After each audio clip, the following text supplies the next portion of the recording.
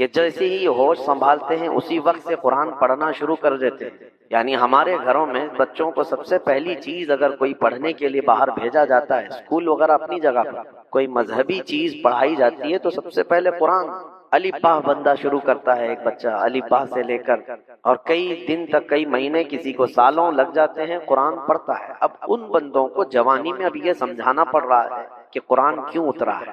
یہ حیرت کی بات ہے، کیونکہ ہماری قوم نے یہ سمجھ لیا ہے کہ قرآن جو ہے قسم کھانے کے لیے اترا ہے، کہ اس پر ہاتھ رکھ کر کے قسم کھائیں گے سچ بولنے کے لیے. یا تو پھر قرآن اس لیے اترا ہے کہ جب کسی کا انتقال ہو جائے تو میتوں پہ پڑھنا ہے، ڈیجے پہ، چہلم پہ، اس کے نوے پہ قرآن پڑھا جائے گا. قرآن خوانی کی جو محفلیں سننے کو ملتی ہیں وہ کہاں ہوتی؟ کسی کے انتقال کے وقت ہی. تو یہ عجیب المیہ ہے کہ جو قرآن زندوں کے لیے اترا تھا اس کو صرف مردوں کے لیے رکھ دیا گیا. یہ قرآن تو زندوں کے لیے آیا ہے، اور قرآن میں اللہ نے خود فرمایا ھدی للناس ھدی للمؤمنین ھدی للمتقین. یہ مومنوں کی ہدایت کے لیے آیا، متقیوں کی ہدایت کے لیے آیا، بلکہ پورے انسانوں کی ہدایت کے لیے آیا.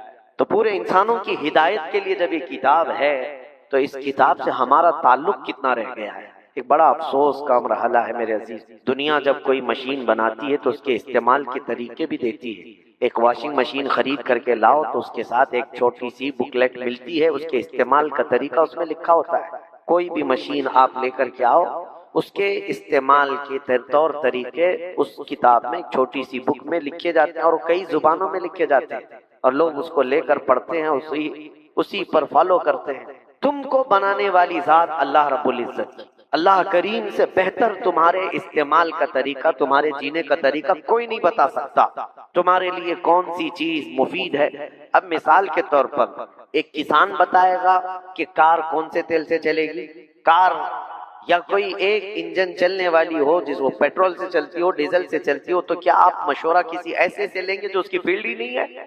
آپ یہاں دنیا میں دوسری فیلڈ والے سے، ارے میاں ڈاکٹر سے آپ گھر بنانے کے مشورے نہیں لیتے، گھر بنانے والے کے کام انجینئر سے آپ مشورے لیتے ہیں، اور طبیعت بگڑ جائے تو انجینئر کے پاس نہیں جاتے. آپ کو پتا ہے پرٹیکولر ہر ایک کی ایک فیلڈ ہے. تو یہاں جب اتنی ہماری ذہنیت بنی ہوئی ہے تو کبھی اپنے آپ کے متعلق سوچا کہ مجھے کس نے بنایا؟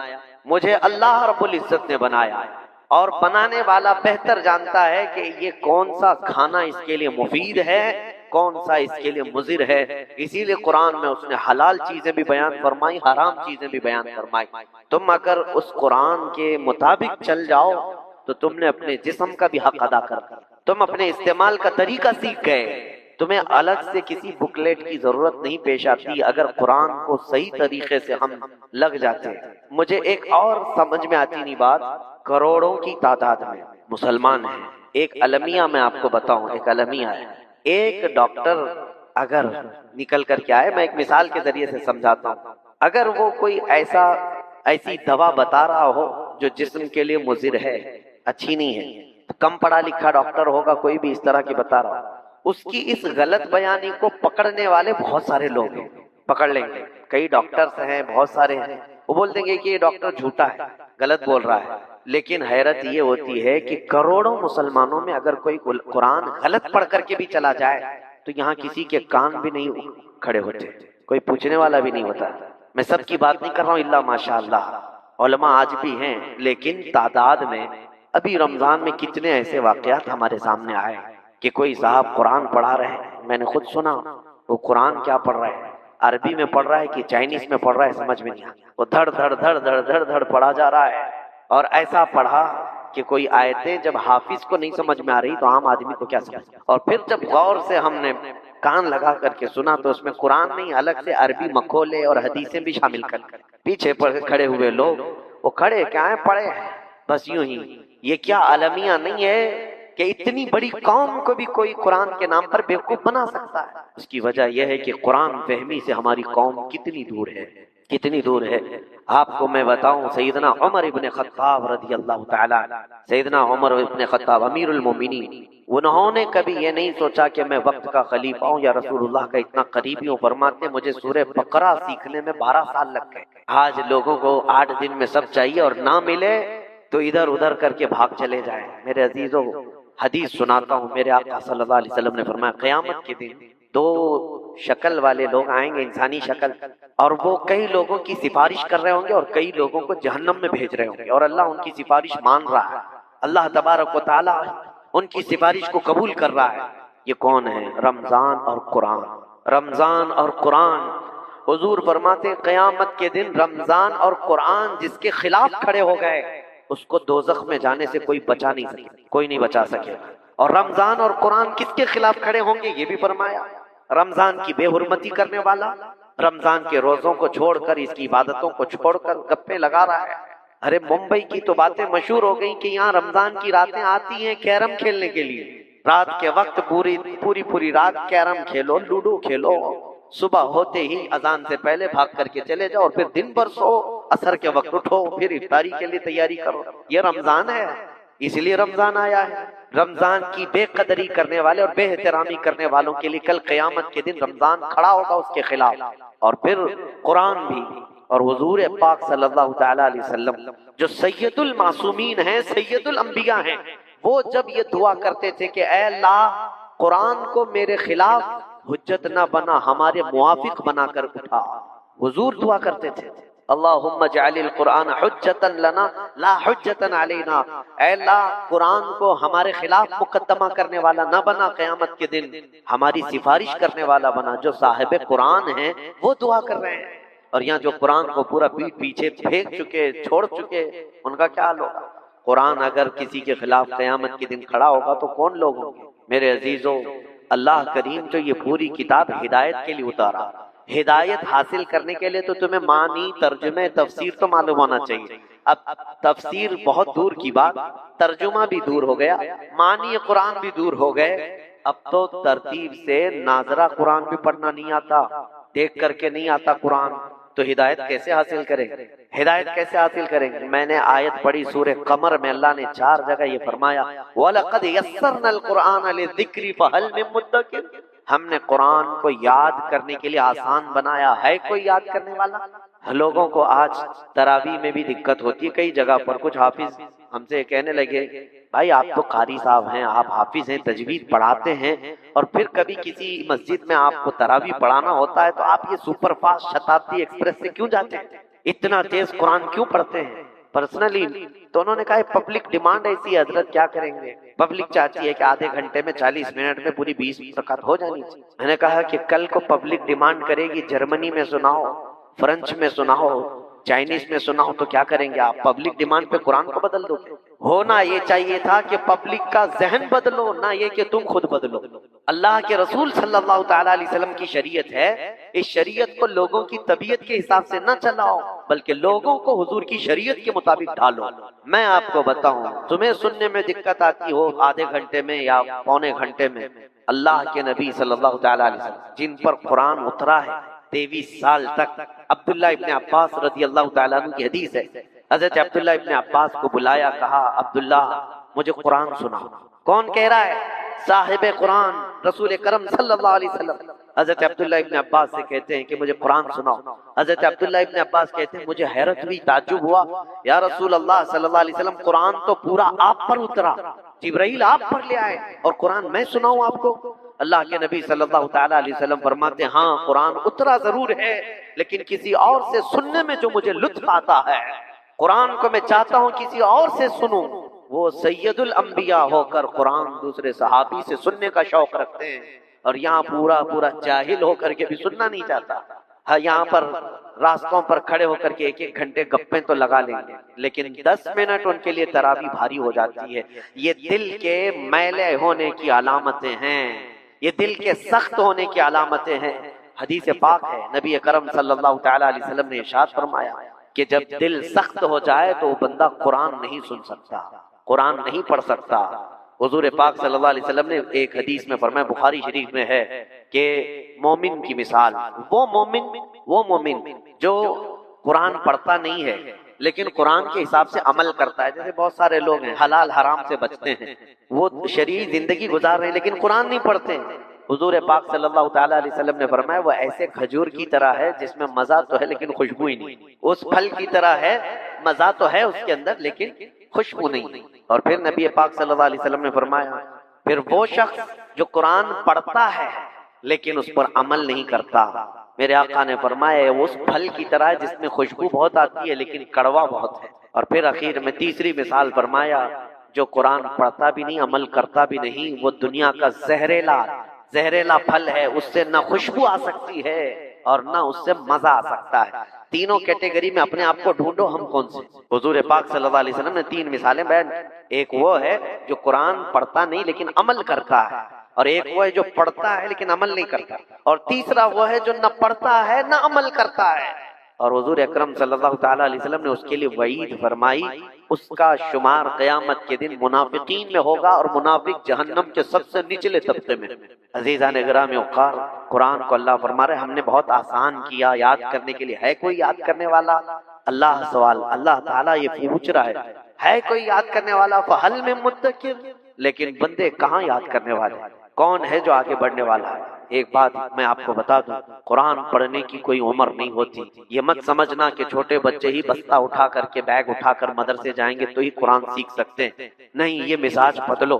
میں اپنے علاقے بکرولی میں الحمدللہ 2 سال قبل میں نے قرآن پڑھانا شروع کیا تھا، 70 سال کی عمر کے بوڑھے بھی ہمارے پاس قرآن پڑھتے تھے، اور ایسا نہیں ہے کہ یوں ہی چل کر کے آئیں، باضابطہ ہم نے ان کو یونیفارم بھی دیا تھا، یونیفارم کے ساتھ آئیں تاکہ آپ کے اندر کا ایگو ختم ہو جائے کہ میں بچہ بن کر کے سیکھوں گا لیکن کچھ اور نہیں، اللہ کا کلام سیکھ رہا ہوں۔ اور کیا بہتر ہوتا کہ قرآن سیکھتے سیکھتے موت آتی، میرے آقا کے فرمان پر عمل ہوتا کہ ماں کی گود سے قبر کی گود تک علم حاصل کر۔ عمر کچھ نہیں ہے اس میں، بڑھاپا آیا تو اس سے کیا کر۔ اور ہمارے علاقے کرناٹک میں ایک صاحب ملے تھے جن کی عمر ابھی 76 کی ہے، 28 پارے حفظ کر چکے، یہ اس عمر میں قرآن پاک کو 28 پارے کر چکے۔ اور خود میں نے حضور تاج الشریعہ رحمۃ اللہ تعالیٰ علیہ کو، ان کی عمر 70 سال کو پہنچی، خود قرآن پاک شروع میں حافظ نہیں تھے، تھوڑا آنکھیں جا چکی، آواز ختم ہو چکی، اس وقت تھوڑا تھوڑا قرآن سن کر کے یاد کرتے اور سناتے بھی تھے، 16 پارے تک میں نے سنا قرآن پاک۔ وہ عمر نہیں جن کی مصروفیت بھی ہے، لاکھوں مریدین الگ ہیں، شاگرد الگ ہیں، بہت سارے معاملات، اس کے باوجود اپنے قرآن کے لیے وقت نکالتے اور یاد کرتے۔ میرے عزیزوں، جب ان لوگوں کو قرآن پڑھنے میں اور یاد کرنے میں، اور میں آپ کو بتاؤں وہ ہندوستان کی عبقری شخصیت، کون نہیں جانتا حضور تاج الشریعہ، کون نہیں جانتا؟ علماء جس کے پاس دانو ادب طے کرتے ہوں، لیکن وہ قرآن یاد کر کے سناتے کس کو تھے؟ صرف ایک 15 سال کا بچہ تھا، ایک 15 سال کا چھوٹا لڑکا تھا، اس کو قرآن سنا دیتے تھے کبھی۔ تو اس میں کوئی جھجک نہیں، کوئی آر نہیں۔ کیوں؟ آپ کیا پڑھ رہے ہیں؟ اللہ کا کلام پڑھ رہے ہیں، اللہ کی کتاب پڑھ رہے ہیں۔ بس میرا میسج یہی ہے کہ قرآن کی طرف آؤ۔ مشہور شعر ہے، وہ زمانے میں معزز تھے مسلمان ہو کر، آج ہم خار ہوئے ہیں تاریک قرآن ہو کر۔ درس قرآن کو گر تم نے نہ بھلایا ہوتا، یہ زمانے نے زمانہ نہ دکھایا ہوتا۔ یہی سارے معاملات ہیں، قرآن کی سمجھ سے دور ہو جانا۔ ایک اور بات میں آپ کو بتاؤں، امریکہ، یورپ، یہ سب ہنستے ہیں اس بات پر کہ مسلمان کہتے ہیں کہ سب سے بہترین لا، سب سے بہترین قانون ان کے پاس ہے، لیکن یہ تو قوانین ہم سے پوچھ رہے ہیں، ہمارے حساب سے چل رہے ہیں، نظام ہمارے حساب سے چلا رہے ہیں۔ یہ آج کتنا بڑا عالمیہ ہے، اس کی وجہ یہی ہے کہ ہماری قوم جہالت کو پسند کر رہی ہے۔ آپ ریولیوشن لا سکتے ہیں، انقلاب لائیں، اپنے بچوں کی اسکول ضروری ہے، ٹھیک ہے، میں یہ نہیں کہتا، لیکن کاش اتنے اہل ثروت مل کر کے یہ کیوں نہیں سوچتے کہ ہمارا بچہ جہاں انگلش پڑھنے جائے گا لیکن اس کی ابتدا الحمدللہ رب العالمین سے ہو۔ میں نے کیرلا میں دیکھا ہے، پہلے کے حالات کیا تھے پتہ نہیں، لیکن وہاں پر ایک ایسا انقلاب کہ الحمدللہ وہاں کے مثقف مہذب مسلمانوں نے بہت بڑا انقلاب پیدا کر رکھا ہے۔ ہم گزر رہے تھے گاڑی سے، ایک اسکول کو دیکھا، شری گنیش نام سے کوئی مینجمنٹ ہے، ہندوؤں کی اسکول ہے، اور اسکول کے باہر بورڈ لگا تھا کہ ایڈمیشن اوپن، جیسے موسم آتا ہے ایڈمیشن اوپن کا بورڈ لگا رہتا ہے، لیکن اس میں نیچے یہ لکھا ہوا تھا کہ ہمارے ہاں مسلمان بچوں کو قرآن پڑھانے کا انتظام ہے۔ میں نے پوچھا کہ یہ ہندو مینجمنٹ اسکول چلا رہی اور اسکول ان کی ہے، تو جو صاحب ہمارے ساتھ تھے وہ عالم دین تھے، انہوں نے ہنس کر کے کہا ان کی مجبوری ہے، اس لیے کہ تقریباً 350 اسکول CBSE بورڈ کے ہمارے وہاں پر موجود ہیں جس میں قرآن سے شروع کیا جاتا ہے، اور اتنا بڑے پیمانے پر جب اسکول قائم ہے اور بچے پورے قرآن کے ساتھ جب پڑھتے ہیں تو ظاہر سی بات ہے ہمارے بچوں کو اٹریکٹ کرنے کے لیے، کھینچنے کے لیے انہیں یہ بولنا پڑے گا کہ ہمارے ہاں بھی قرآن پڑھایا جاتا ہے۔ بدل کر کے رکھ سکتے ہو میرے عزیزو آج بھی، کیونکہ ہمیں پتا ہے دنیا تم سے ہے اور تم دنیا سے نہیں ہو، دنیا آپ سے ہے۔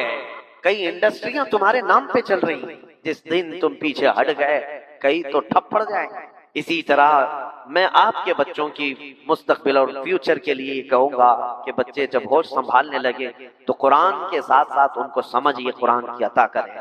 دوسرا میرا میسج ہے، قرآن کی امپورٹنسی اپنی جگہ پر، قرآن کی اہمیت اپنی جگہ پر، لیکن یہ بھی کافی نہیں ہے کہ تم قرآن سیکھ لیے، بائی ہارٹ بھی کر لیے، حفظ بھی کر لیے، اچھا پڑھنا بھی جانتے ہو تجوید سے، بہت سارے ہیں آج اس طرح کے بھی، یہ بھی کافی نہیں ہے۔ قرآن کو صرف تجوید سے پڑھ لیا، ترتیل کے ساتھ اچھا یاد کر لیا، یہ کافی نہیں، بلکہ قرآن کے ساتھ عشق رسول کا ہونا بہت ضروری، بغیر اس کے کوئی حاصل نہیں۔ ہم نے بہت سارے بد مذہب لوگوں کو، دوسرے غلط عقیدہ رکھنے والوں کو بہترین انداز میں قرآن پڑھتے ہوئے سنا ہے، اور بہت اچھے لہن کے ساتھ پڑھتے ہیں، اور ان کو ایسا لگتا ہے کہ ہم ہی قرآن پڑھ رہے ہیں۔ میں وہی بتایا، ان کی مثال اسی پھل کی طرح ہے جس میں خوشبو تو ہے لیکن مزہ بڑا کڑوا ہے، مزہ بہت کڑوا ہے، اس کی کوئی حاجت نہیں۔ ہاں، بے عشق رسول جو قرآن پڑھتا ہے وہ پھر ڈنڈیاں مارنے لگتا ہے ادھر سے ادھر، کچھ نہ کچھ،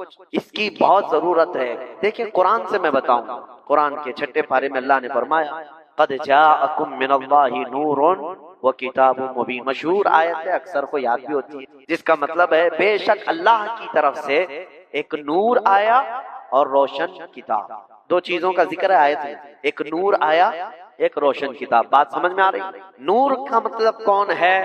ہر سنی پکارے گا وہ تاجدار مدینہ، وہ تاجدار مدینہ صلی اللہ علیہ وسلم کی ذات ہے، وہ محمد الرسول اللہ ہے۔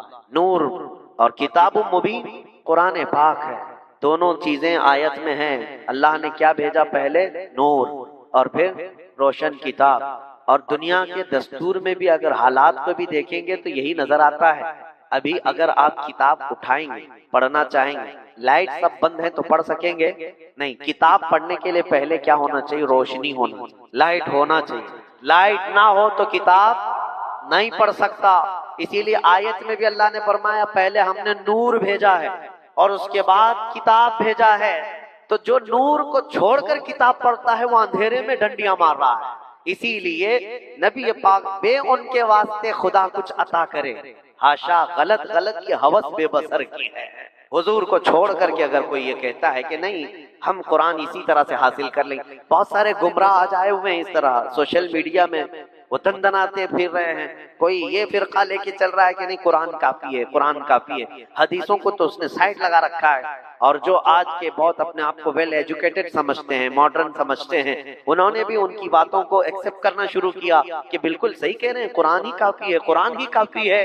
میں ان سے پوچھتا ہوں قرآن کافی ہے اور ساری حدیثوں کو سائڈ لگا دیا کہ حدیثوں کی ضرورت نہیں ہے، ان سے پوچھو کہ یہ قرآن تم تک پہنچا کیسے؟ قرآن پہنچا کیسے؟ کیا اللہ نے جبرائیل کے ذریعے تم کو بھیج دیا؟ قرآن حضور کے اوپر اترا، اور حضور سے سنا کون؟ صحابہ کرام، صحابہ سے پھر کس کے پاس آئے؟ تابعین، تابعین سے تبع تابعین، یہ سلسلہ بیچ میں ہے۔ اگر تم نے یہ حدیثوں کو اور محدثین کو انکار کیا تو قرآن جو تم کو جس راستے سے پہنچا ہے یہ بھی وہی راستہ ہے جس راستے سے ہمیں حدیثیں پہنچی ہیں، دونوں کو پھر ہٹانا پڑ جائے گا، دین ہی کھوکھلا ہو جائے گا۔ انہیں ماننا پڑے گا کہ قرآن بھی ڈائریکٹ تمہارے پاس نہیں آیا، محدثین سے ہو کر کے آیا، صحابہ تابعین سے ہو کر کے ہی تم پر آیا۔ اور میرے عزیزو یہی تو بات ہے کہ یہاں ہمارے ملک میں بھی دیکھا گیا پھسلن کتنی ہوئی، حضور کی محبت سے جو عاری ہوا کہاں کہاں پھسل گیا، کہاں کہاں بہک گیا۔ کیا آپ نے نہیں سنا سورہ فتح کے ترجمے میں کیسے ڈنڈی مار دی؟ انا فتحنا لک فتحا مبینا لیغفر لک اللہ ما تقدم من ذنبک وما تأخر۔ اے محبوب، ہم نے آپ کو روشن فتح عطا کی۔ قرآن کا ترجمہ سنی، اس کے معنی کا ترجمہ، ہم نے آپ کو روشن فتح عطا کی تاکہ اللہ آپ کے اگلے پچھلے گناہوں کو معاف کر۔ کس کو؟ رسول کو یہ کہا جا رہا ہے اے رسول آپ کے اگلے پچھلے گناہ معاف کر۔ یہ ترجمہ موجود ہے، مارکیٹ میں چھپے ہوئے ہیں، بہت سارے ترجموں کے آپ اٹھا کر دیکھیں سورہ فتح 26واں پارہ دوسری آیت، اے رسول آپ کے اگلے پچھلے گناہ معاف کر دے گا اللہ تعالیٰ۔ اسی لیے آپ کو روشن پتہ تھا کہ ایک اجنبی آدمی اٹھ کر کے یہ پوچھے کہ تمہارے رسول کے اگلے پچھلے گناہ کون سے تھے، کہاں ہیں وہ کون سے گناہ جس کے معاف کرنے کی اللہ اس میں بات کر رہا ہے؟ کیا یہ عظمت رسالت پر حملہ نہیں ہے؟ کیا ہم رسول کے بارے میں عقیدہ کیا رکھتے ہیں؟ وہ معصوم ہیں، وہ گناہ کرنا تو دور گناہ سوچ بھی نہیں سکتے، اللہ نے معصوم پیدا کیا ہے، ان سے کوئی گناہ نہیں ہوئی۔ تو پھر یہاں کون سے گناہ ہے جو اللہ معاف کرنے کی بات کر رہا ہے؟ ترجمہ جب کرے گا آدمی پھسل جائے گا۔ اسی لیے بریلی کے امام اعلیٰ حضرت فاضل بریلوی کا ترجمہ اٹھاؤ کنز الایمان، اور یہی آیت کا ترجمہ انہوں نے کیا لکھا ہے، پڑھو تو ایمان تازہ ہوتا ہے۔ اے محبوب ہم نے آپ کو روشن پتہ عطا کی تاکہ آپ کے ذریعے سے آپ کے اگلوں اور پچھلوں کے گناہوں کو معاف کر دیں۔ زمین آسمان کا فرق ہے، آپ کے معاف کرنا اور ہے، آپ کے ذریعے سے دوسروں کے معاف کرنا اور ہے۔ اور ترجمہ یہ وہی کرے گا جس کو عظمت رسالت پتہ ہے، نبی پاک صلی اللہ علیہ وسلم کے عشق کے ساتھ پڑھتا ہو قرآن تو یقیناً وہ امت کا امام ہوتا ہے۔ ایک دو جگہ نہیں میرے عزیزو، کئی جگہ پر اس طرح کے معاملہ۔ ایک صاحب نے یہ بھی کہہ دیا وَوَجَدَكَ ضَالًّا فَهَدَىٰ، اے رسول ہم نے آپ کو گمراہ پایا تو ہدایت دے دی۔ حضور کو گمراہ پایا، حضور کو بھٹکا ہوا پایا۔ ضال کا مطلب اگر آپ ڈکشنری میں دیکھنے جائیں گے، یہ بحث کریں گے آپ سے، اگر آپ بھیڑ گئے کہ بھائی یہ کیسا ترجمہ تمہارے مولانا صاحب نے کیا، ڈکشنری کھول کے دکھائیں گے کہ دیکھو بھائی ضال کا مطلب ہی یہی ہوتا ہے راستہ سے بھٹکا ہوا، وہ صحیح ہے، ڈکشنری میں جائیں گے۔ لیکن خالی ڈکشنری کافی نہیں قرآن کے ترجمے کے لیے، اسی لیے میں کہہ رہا ہوں عشق رسول ضروری ہے۔ اور عربی کی خصوصیت یہ ہے کہ کبھی ایک لفظ 70 معنی ہوتے ہیں، وہ سمجھ رکھنے والا ترجمہ کرے گا کہ یہاں کیا مراد ہے۔ ہاں ضال کا مطلب بھٹکا ہوا تو ہے، لیکن ایک معنی یہ بھی ہے جو کسی کی محبت میں اپنے محبوب کو ڈھونڈ رہا ہو، محبت میں وارفتہ ہو کر کے اپنے محبوب کو ڈھونڈ رہا ہو، اس کو بھی ضال کہتے ہیں۔ تو اعلیٰ حضرت نے یہ ترجمہ لے لیا، اے محبوب ہم نے آپ کو اپنی محبت میں خود رفتہ پایا تو اپنی طرف بلا لیا۔ وہ کیا ہے ترجمہ، بھٹکا ہوا پایا، گمراہ ہو گیا، یہ بھی تو ہے رسول اللہ کی محبت میں خود رفتہ تھے، اللہ نے ان کو اپنی طرف راستہ دے دیا۔ میں اپنی بات کو سمیٹ کر کے ایک پیغام ضرور دینا چاہوں گا کہ بے عشق مصطفیٰ پڑھتے ہیں جو بخاری، آتی نہیں بخاری، آتا ہے بخار ان کو۔ یہ بخاری شریف کے لیے کہا گیا ہے تو پھر قرآن پاک کے لیے کیا ہے؟ قرآن پاک کے لیے حضرت جنید بغدادی رضی اللہ تعالیٰ عنہ کے زمانے